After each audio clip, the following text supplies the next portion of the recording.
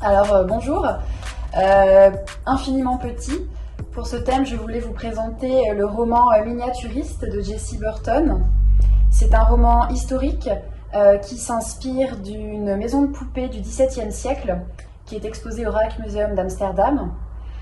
L'autrice, donc Jessie Burton, a imaginé la vie de la propriétaire de cette maison. Donc nous sommes à Amsterdam au XVIIe siècle et nous suivons Nella, qui est une jeune femme de 18 ans, qui, pour venir en aide à sa famille désargentée, accepte d'épouser un riche marchand d'Amsterdam, qui est plus âgé qu'elle.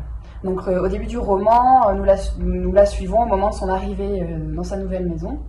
Elle est accueillie par sa belle-sœur et par les deux domestiques de la maison. Son mari est absent et elle va vite comprendre qu'il est souvent parti et que sa belle-sœur règne en maîtresse en fait sur la maison. Donc il va être difficile pour elle de trouver sa place chez elle. Son mari, donc voyant la situation, va lui offrir la fameuse maison de poupée qui est une copie de leur maison et il va l'inviter à la décorer à son goût. Elle va donc faire appel à un miniaturiste de la ville à qui elle va commander donc un certain nombre de petits objets qu'elle reçoit dès le lendemain. Parmi ces objets, il y a un petit berceau qu'elle n'a pas commandé. Elle n'y prête pas attention, elle ne repasse pas non plus de nouvelles commandes, mais dès le lendemain arrive une nouvelle livraison avec donc un certain nombre d'objets qui sont la réplique exacte d'un fauteuil par exemple qu'elle a chez elle. Donc ça va la troubler, elle va se sentir espionnée et prendre peur. Elle va sommer le miniaturiste de cesser tout de suite ses envois, mais ceux-ci vont continuer.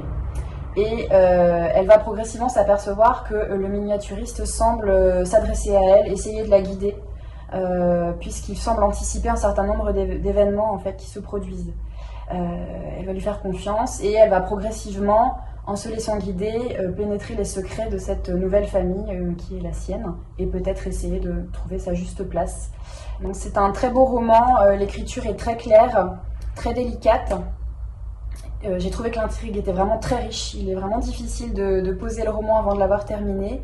Et une fois la dernière page tournée, on est vraiment pénétré par l'atmosphère, l'ambiance de cette histoire de façon vraiment durable. Voilà, donc c'est un roman qui a été adapté en série, en 2 épisodes. La série est empruntable donc ici justement à la Halte Culturelle. Voilà, mais je vous invite vraiment à lire le roman avant de découvrir la série.